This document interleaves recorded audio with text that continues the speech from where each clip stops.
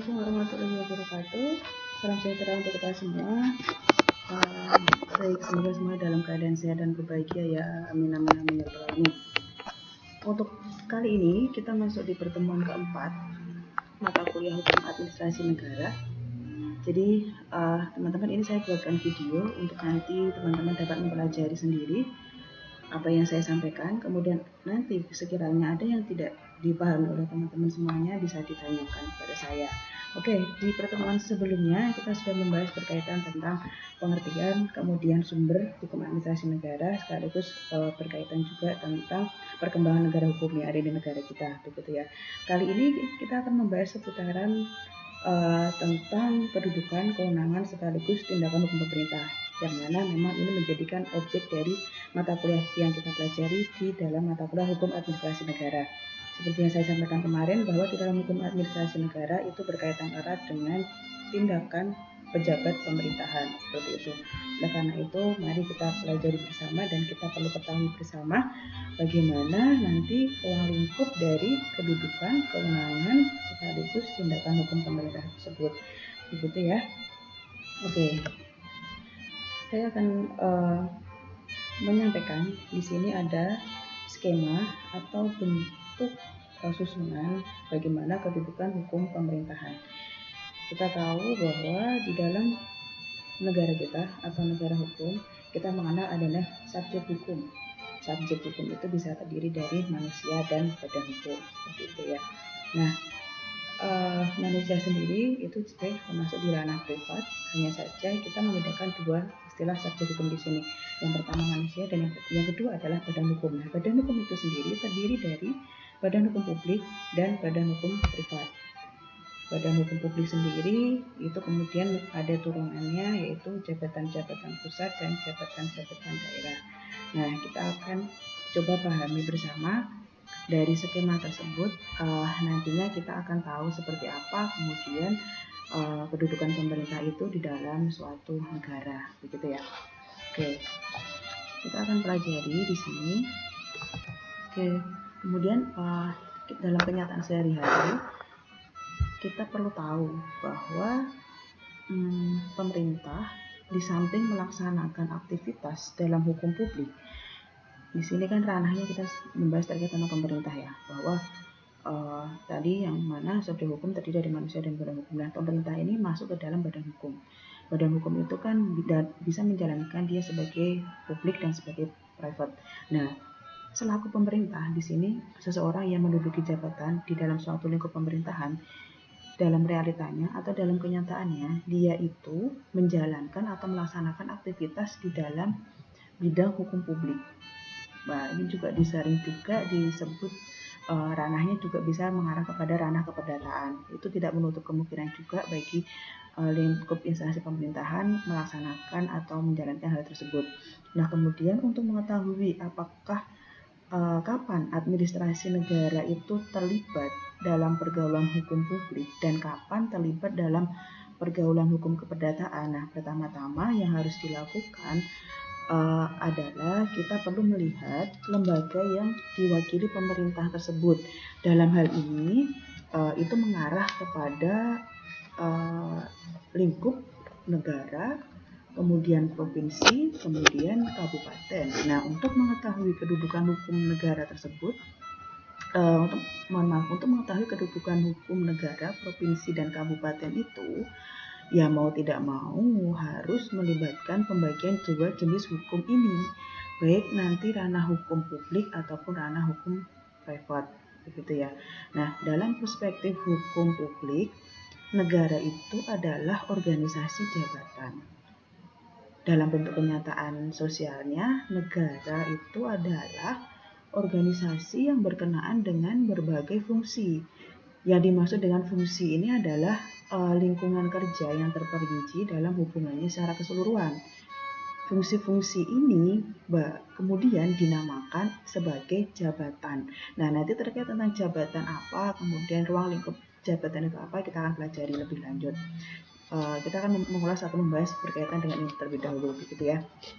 Nah, kemudian saya membaca bukunya Prof. Ridwan HR tentang hukum administrasi negara, di situ menyatakan bahwa berdasarkan ajaran hukum yang kita kenal, yang mungkin teman-teman juga sudah mempelajari di semester ini ya, berkaitan tentang hukum perdata.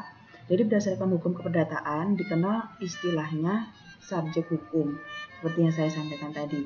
Nah, subjek hukum ada dua, manusia dan badan hukum. Badan hukum kemudian ada turunan-turunannya seperti itu ya. Nah, kemudian subjek hukum ini mendukung atau pendukung hak dan kewajiban yang terdiri dari manusia. Maksudnya adalah subjek hukum ini adalah sebagai dasar pendukung untuk memenuhi hak dan kewajiban manusia itu sendiri.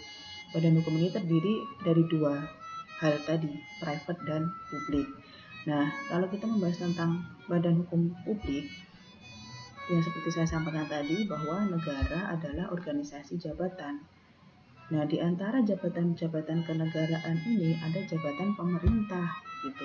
Ini ranahnya pemerintah dalam hukum publik. Jadi mengemban suatu bentuk jabatan dalam lingkup negara, provinsi ataupun kabupaten. Itu masuk ke dalam ranah publik. Gitu ya. Kita sudah mengenal atau tahu dari istilahnya publik sendiri, berarti kan bersifat untuk umum.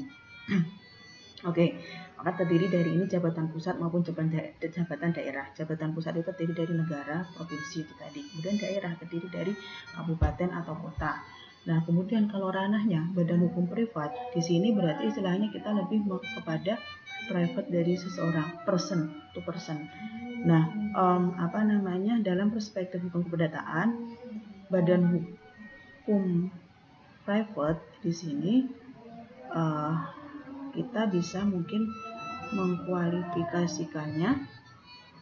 Jadi nanti jadi yang menjadi pembeda bahwa dalam hukum privat ini seseorang atau pejabat itu mewakili dirinya sendiri. Tapi kalau dalam badan hukum publik itu pejabat mewakili atas jabatannya yang diemban.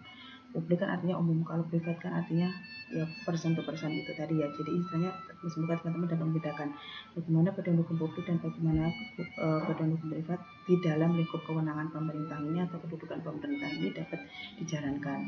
Artinya bahwa pemerintah ketika berkaitan dengan private, maka itu istilahnya masuk ke dalam ranah keperdataan, yang mana pemerintah bisa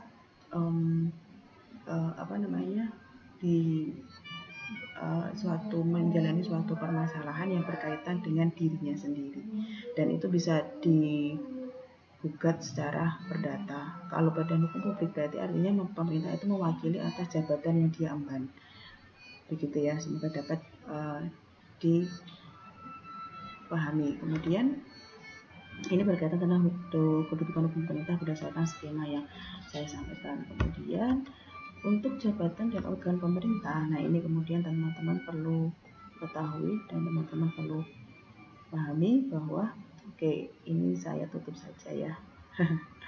Baik, jabatan itu adalah suatu lembaga dengan lingkup pekerjaan sendiri yang dibentuk untuk waktu lama dan kepadanya diberikan fungsi, tugas, dan wewenang di bidang publik. Kemudian kalau organ adalah setiap orang atau majelis yang diberi kekuasaan umum atau kewenangan untuk melakukan perbuatan hukum. Nah, sehingga kemudian organ sama dengan jabatan, sama dengan fungsionaris jabatan yang bertindak untuk dan atas nama jabatan atau mewakili jabatan. Dari pengertian ini semua sudah dapat dipahami ya. Kemudian ini dimaksud dengan jabatan. Teman-teman dapat tahu bahwa apa yang melekat di dalam suatu pekerjaan seseorang, yang mana ada fungsi, tugas, dan wewenang di ranah bidang publik yang memang diemban oleh seseorang tersebut. Nah, kemudian kewenangan itu adalah keseluruhan hak dan kewajiban yang secara eksplisit diberikan oleh pembuat undang-undang kepada subjek hukum publik. JQ, Kasukuo, jabatan pemerintahan. Secara operasional, wewenang adalah kemampuan untuk melakukan tindakan-tindakan hukum tertentu. Kewenangan pemerintah itu adalah kekuasaan badan atau pejabat pemerintahan atau penyelenggara negara lainnya untuk bertindak dalam ranah hukum publik. Nah, di sini ada di dalam pasal 1 angka 6 Undang-Undang Administrasi Pemerintahan. Silakan teman-teman, seperti yang saya sampaikan kemarin, bahwa dapat mendownload Undang-Undang tentang Administrasi Pemerintahan.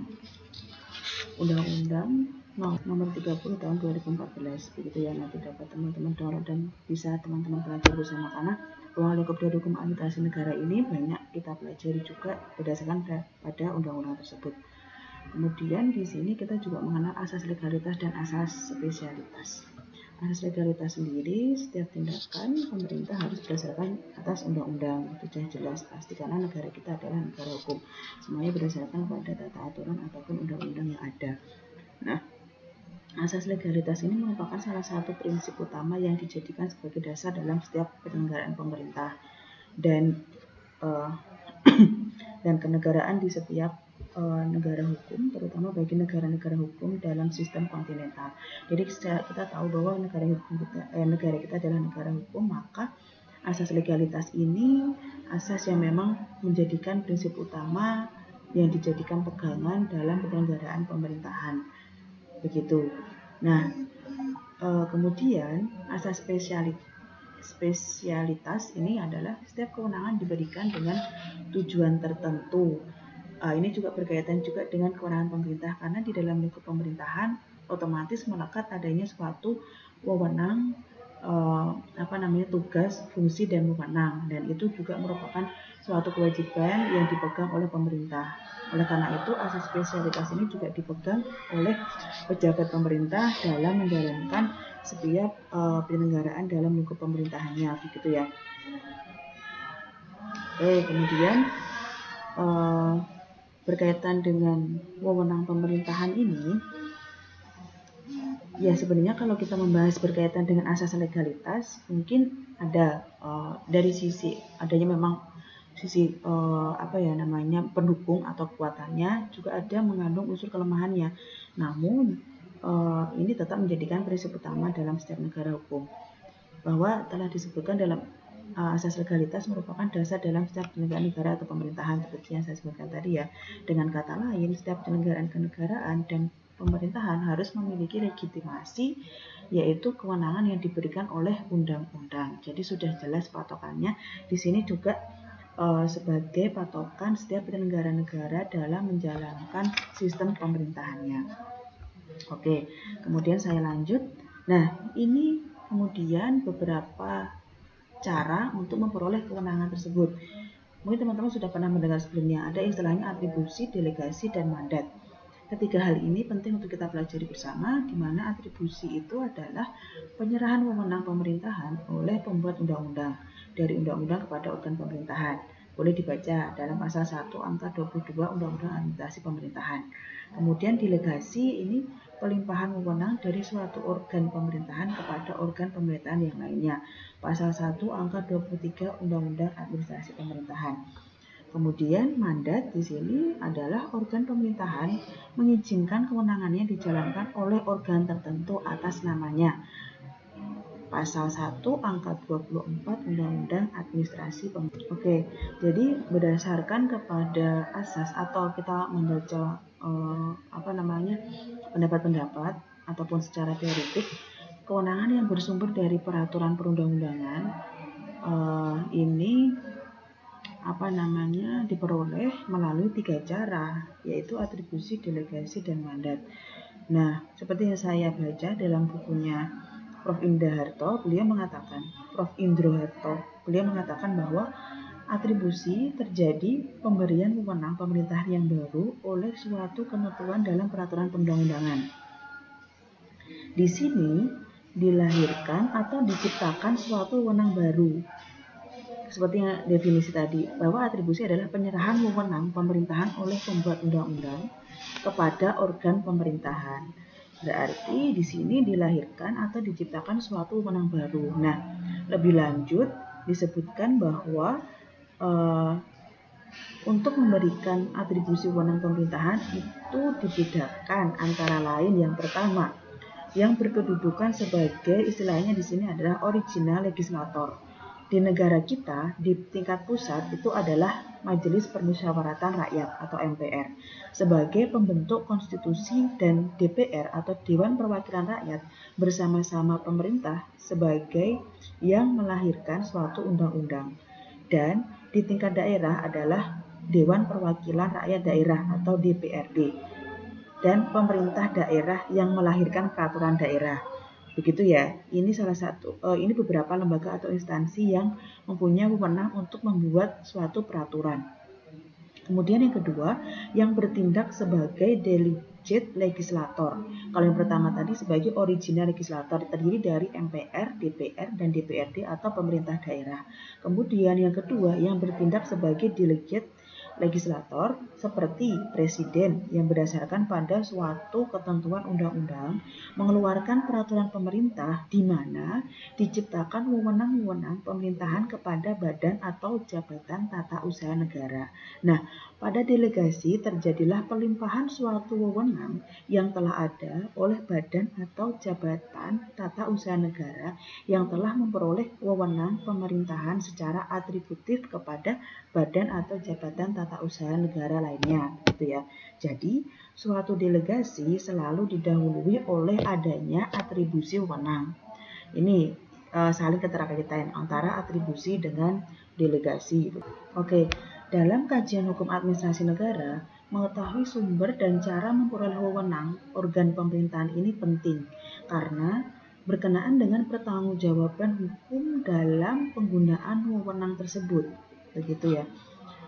Jadi, seiring dengan salah satu prinsip dalam negara hukum, tidak ada kewenangan tanpa pertanggungjawaban. Jadi segala sesuatu orang dalam mengemban suatu jabatan maka dia harus bertanggung jawab untuk melaksanakan itu dengan baik.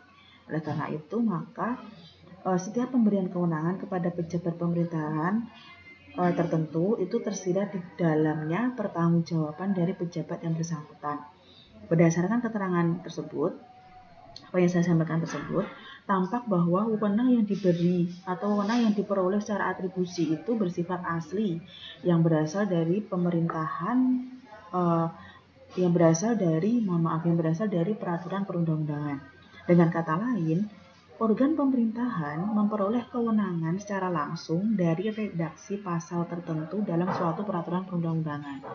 Jadi organ pemerintahan tersebut memperoleh kewenangan secara langsung dari pasal-pasal yang terdapat di dalam peraturan perundang-undangan yang mengaturnya tersebut. Nah, kemudian dalam hal atribusi, penerima wewenang dapat menciptakan wewenang baru atau memperluas wewenang yang sudah ada dengan tanggung jawab intern atau eksternal. Pelaksanaannya atau pelaksanaan wewenang yang pelaksanaan wewenang yang diatribusikan sepenuhnya berada pada penerima wewenang atau atributaris. Istilahnya begitu ya, penerima wewenang itu atributaris. Penyerahan wewenang itu atribusi istilahnya. Nah, kemudian pada delegasi ini tidak ada penciptaan wewenang. Yang ada hanya pelimpahan wewenang, begitu ya teman-teman ya. Pelimpahan wewenang dari pejabat yang satu kepada pejabat yang lainnya. Kemudian tanggung jawab yuridis tidak lagi berada pada pemberi delegasi, tetapi beralih pada penerima delegasi. Itu yang nanti menjadikan pembedanya. Nah, sementara pada mandat, penerima mandat atau mandataris hanya bertindak untuk dan atas nama pemberi mandat tersebut. Tanggung jawab akhir keputusan yang diambil mandataris tersebut berada pada mandans atau si pemberi mandat tersebut. Nah, hal ini karena pada dasarnya penerima mandat ini bukan pihak lain dari pemberi mandat tersebut, begitu ya. Nah, ini mungkin nanti untuk membedakan ketiga hal ini akan saya sampaikan di slide selanjutnya. Ini mungkin tadi yang sudah saya sampaikan syarat-syarat delegasi, dapat teman-teman baca. Delegasi harus definitif, delegasi harus berdasarkan ketentuan peraturan perundang-undangan, delegasi tidak kepada bawahan, kewenangan mempertanggungjawabkan delegataris kepada delegans, delegans dapat memberikan instruksi tentang penggunaan wewenang itu pada delegataris. Begitu ya. Oke, ini yang yang nanti dapat membedakan bagaimana perbedaan dari delegasi dengan mandat. Delegasi sendiri pelimpahan wewenang, mandat perintah pelaksanaan. Kemudian yang kedua, kewenangan tidak dapat dijalankan secara insidental oleh pemberi delegasi. Nah, kalau mandat, kewenangan dapat sewaktu-waktu dilaksanakan oleh pemberi mandat. Kemudian delegasi terjadi peralihan tanggung jawab. Kalau mandat tidak terjadi peralihan tanggung jawab. Kemudian delegasi harus berdasarkan undang-undang, mandat tidak harus berdasarkan undang-undang. Delegasi harus tertulis, mandat dapat tertulis, dapat juga lisan. Ini yang membedakan keduanya. Kemudian kita akan melanjut kepada sifat wewenang pemerintah. Di sini kita mengenal adanya 3 istilah wewenang pemerintah: wewenang terikat, wewenang fakultatif, dan wewenang bebas. Ini yang nanti mungkin perlu teman-teman pelajari lebih lanjut juga, gitu ya. Jadi kalau wewenang terikat itu terjadi dalam hal peraturan dasarnya menentukan secara tegas kapan dan dalam keadaan bagaimana kewenangan itu digunakan oleh pemerintah. Kalau fakultatif terjadi dalam hal peraturan dasarnya memberikan alternatif atau pilihan kepada pemerintah. Nah, wewenang bebas, peraturan dasarnya memberikan kebebasan kepada pemerintah untuk menggunakan wewenang. Ini sudah terlihat dari definisinya bahwa kalau terikat itu harus saklek secara tegas kapan dan dalam keadaan bagaimana kewenangan itu digunakan oleh pemerintah. Kalau fakultatif itu masih memberikan adanya alternatif atau pilihan. Sedangkan kalau wewenang bebas itu masih memberikan apalagi wewenang bebas gitu ya, masih memberikan kebebasan kepada pemerintah. Oke, ini kemudian kita mempelajari adanya tindakan pemerintah. Semoga ini sebelumnya tadi sudah dapat dipahami. Kalaupun belum, bisa ditanyakan kepada saya nanti di forum e-learning atau WhatsApp grup, begitu ya. Nah, ini akan kita beranjak kepada materi tentang tindakan pemerintah. Apa itu tindakan pemerintah? Tindakan atau perbuatan, tindakan yang yang dilakukan oleh pemerintah yang berdasarkan sifatnya dimaksudkan untuk menimbulkan akibat hukum di bidang pemerintah. Ini ada klasifikasinya terlebih dahulu, ya, tindakan hukum, kemudian tindakan hukum pemerintah, kemudian adalah tindakan administrasi pemerintah. Kita masuk ke ranah tindakan administrasi pemerintah, di mana perbuatan pejabat pemerintahan atau penyelenggara negara lainnya untuk melakukan dan atau tidak melakukan perbuatan konkret dalam rangka penyelenggaraan pemerintah. Oke. Kemudian unsur-unsur tindakan hukum pemerintah di sini, tindakan itu dilakukan oleh organ pemerintah untuk menjalankan urusan atau fungsi pemerintahan. Jelas ya, berdasarkan asas legalitas, kemudian menimbulkan akibat-akibat hukum di bidang pemerintahan. Sesuai dengan sifat wewenang, tindakan hukum pemerintahan juga ada yang bersifat terikat, fakultatif, bebas. Nah, seperti yang saya sampaikan di awal tadi, sebelum tindakan pemerintah kan ada wewenang yang bersifat terikat, fakultatif, dan bebas, begitu ya. Dalam hubungan dengan subjek hukum lain, tindakan hukum pemerintahan itu ada yang bersegi satu, ada yang bersegi dua, dan beberapa segi. Nah, ini maksudnya dari bersegi satu, bersegi dua, dan beberapa segi. Ini nanti coba akan saya sampaikan lebih lanjut. Jadi, begitu ya. Oke, kalau berkaitan dengan tindakan hukum pemerintahan yang bersegi satu itu maksudnya di sini adalah sesuai dengan tugas administrasi, yaitu mengatur dan mengurus, maka bentuk dari tindakan administrasi pemerintahan dapat berupa pengaturan. Nah, maksudnya di sini pengaturan secara sepihak. Konsep dari ini dalam terminologi hukum administrasi negara pernah digunakan untuk keputusan, termasuk keputusan presiden. Bisa juga kalau dulu semua produk norma baik berbentuk pengaturan maupun penetapan yang dibuat oleh presiden adalah berbentuk keputusan presiden. Nah, ini keputusan presiden ini yang kemudian dikenal sebagai suatu tindakan hukum pemerintahan yang mana tindakan hukum pemerintahan bersegi satu, diputus secara sepihak. Nah, kesemuanya itu tunjuk pada hukum publik karena secara karakteristik sepihak dan bersegi satu. Itu maksudnya seperti itu. Jadi keputusan atau peraturan yang ditetapkan atau diputuskan oleh salah satu pihak atau sepihak, dalam hal ini ya presiden yang mempunyai kewenangan khusus untuk melakukan hal tersebut. Kemudian tindakan hukum bersegi dua di sini Maksudnya adalah tindakan yang dibuat oleh pemerintah itu tidak sepihak. Tidak sepihak artinya melibatkan pihak lain. Contoh konkret dari tindakan ini itu adalah kontrak antara pemerintah dengan pihak swasta atau warga masyarakat. Tindakan hukum bersegi dua ini tunduk dan masuk ke dalam ranah pengaturan hukum keperdataan yang tunduk pula pada asas kebebasan berkontrak. Maka tindakan hukum bersegi dua ini lebih ke ranah keperdataan karena melibatkan dua unsur, dua pihak dalam menentukan kesepakatan tersebut. Bentuk-bentuk kontrak pemerintahan ini antara lain itu terdiri dari kontrak biasa, kontrak adhesi atau kontrak standar dengan klausula baku. Artinya klausula baku itu adalah salah satu pihak yang menentukan isi dalam pasal-pasal yang ada dalam kontrak tersebut. Kemudian kontrak mengenai wewenang, yakni pemerintah mengadakan perjanjian untuk melimpahkan pelaksanaan tugas pemerintahan kepada pihak lain. Itu bisa dituangkan dalam kontrak. Kemudian kontrak mengenai kebijaksanaan pemerintah, yang mana pemerintah menjanjikan kewenangan diskresioner atau fresh ermessen kepada pihak lain.